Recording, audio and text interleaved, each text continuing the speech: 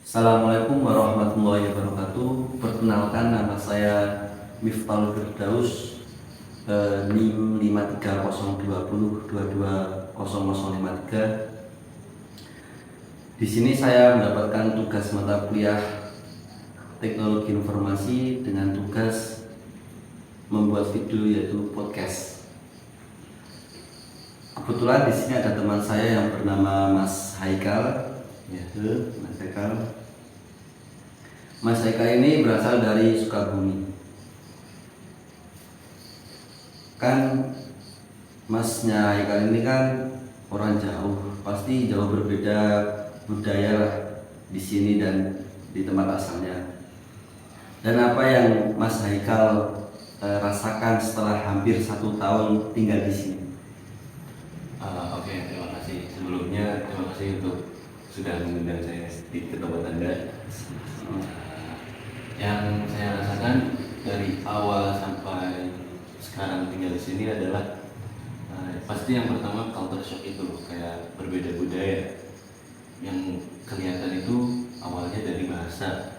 Ya, pertama saya kesini itu kenapa orang-orang ngomongnya itu berbahasa Jawa.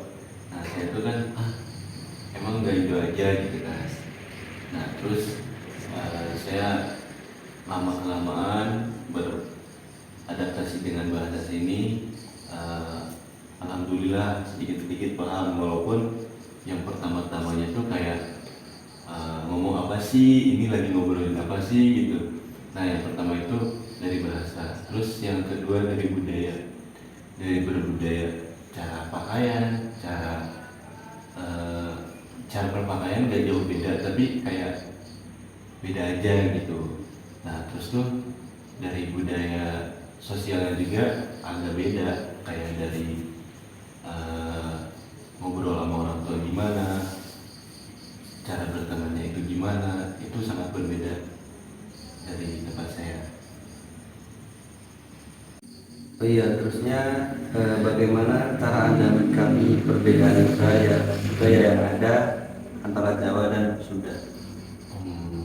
Untuk cara menyikapinya sih kayak kita tuh harus bergabung di sini gitu, kayak misalkan kita mau apa tuh kita harus jadi itu. Jadi kayak misalkan saya mau berkomunikasi dengan Anda, pasti saya mengikuti alur Anda gitu. Jangan misalkan saya bawa kultur saya di sana terus dibawa ke sini, nanti akan bentrok takutnya. Jadi saya memposisikan diri dengan budaya sini, Seperti kayak adaptasi gitu ya. nah itu adaptasi terlebih dahulu gitu. Dan mungkin tutur bahasanya harus lebih dijaga kalau memang ngobrol dengan orang yang berbeda culture gitu. Itu sih. Dan ada lagi Mas, kan di sini kita masih berstatus mahasiswa. Kan biasanya mahasiswa itu berpikir secara kritis ya Mas. Terus bagaimana pendapatmu tentang mitos terkait larangan pernikahan antara suku Sunda dan Jawa?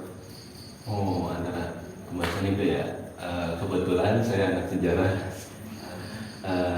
Jadi waktu pada zaman Majapahit, kerajaan Majapahit itu ada suatu kejadian di mana Ratu Dia Pitaloka itu dari Sunda. Nah, mau nikah dengan pangeran Jawa itu. Nah, waktu itu tuh orang Sunda tuh masih memegang janjinya Gajah Mada, yang pokoknya Sunda dan Jawa itu kayak tidak bisa. Kan itu pada waktu masa kerajaan. Jadi kalau Jawa sama Sunda itu bersatu, kayak udah Sunda tuh kalah gitu. Nah, pada waktu itu si Dia Pitaloka mau nikah dengan pangeran Jawa tuh. Nah, waktu itu tuh di perjalanan dari Sunda ke Jawa itu adalah kejadian di mana Dia Pitaloka ini diserang oleh pasukan Jawa. Diserang dengan, itu ada kejadian perang, namanya kejadian perang, aduh maaf saya lupa, pokoknya ada, cari aja. Nah itu terus di situ tuh Di situ tuh awal mula kejadian Jawa dan Sunda bukan musuhan sih, kayak berpisah gitu. Ibaratkan ya bisa disebut musuhan. Jadi kayak misalkan orang Jawa nikah sama orang Sunda tuh kayak waktu itu tuh kayak pengkhianat, ibarat bisa disebut kata pengkhianat. Namun berbeda waktu saat zaman sekarang gitu kan. Zaman sekarang sudah zaman merdeka dan tidak ada zaman lagi kerajaan. Terus mengapa kayak kan itu sebuah cerita nenek moyang, ini juga fakta gitu.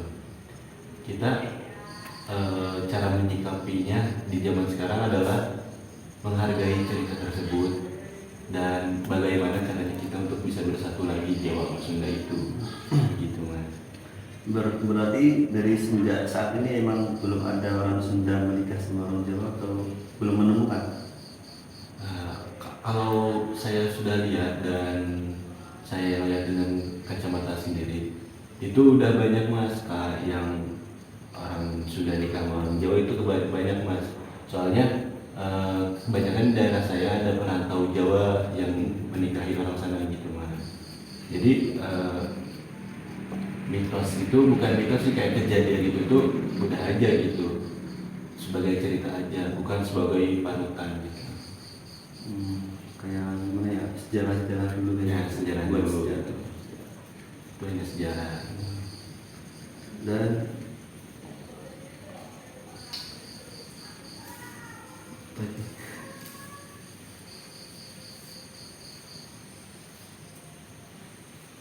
seterusnya, sebagai mahasiswa, bagaimana sih persebaran agama Islam di Jawa Barat, terkhususnya di daerah sekitar masnya? Di Jawa Barat yang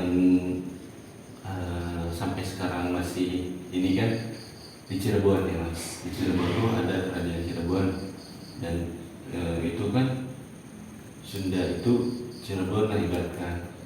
Nah waktu itu tuh saya sempat pernah jalan ke Cirebon itu.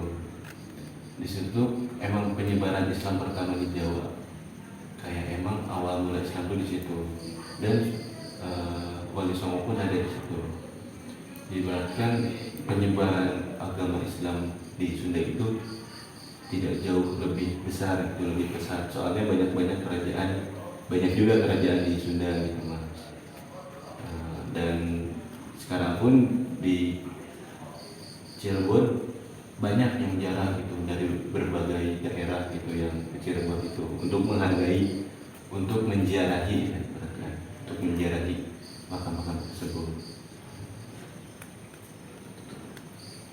Ada lagi? Udah, terima kasih mas. Terima kasih waktunya udah bisa datang ke sini. Ya, Dan kita bisa mengambil isi-isi dari yang disampaikan dengan Mas Eka. Ya, semoga bermanfaat. Jangan lupa subscribe. Oke teman-teman, terima kasih. terima kasih. Mohon maaf jika ada tutur kata yang salah.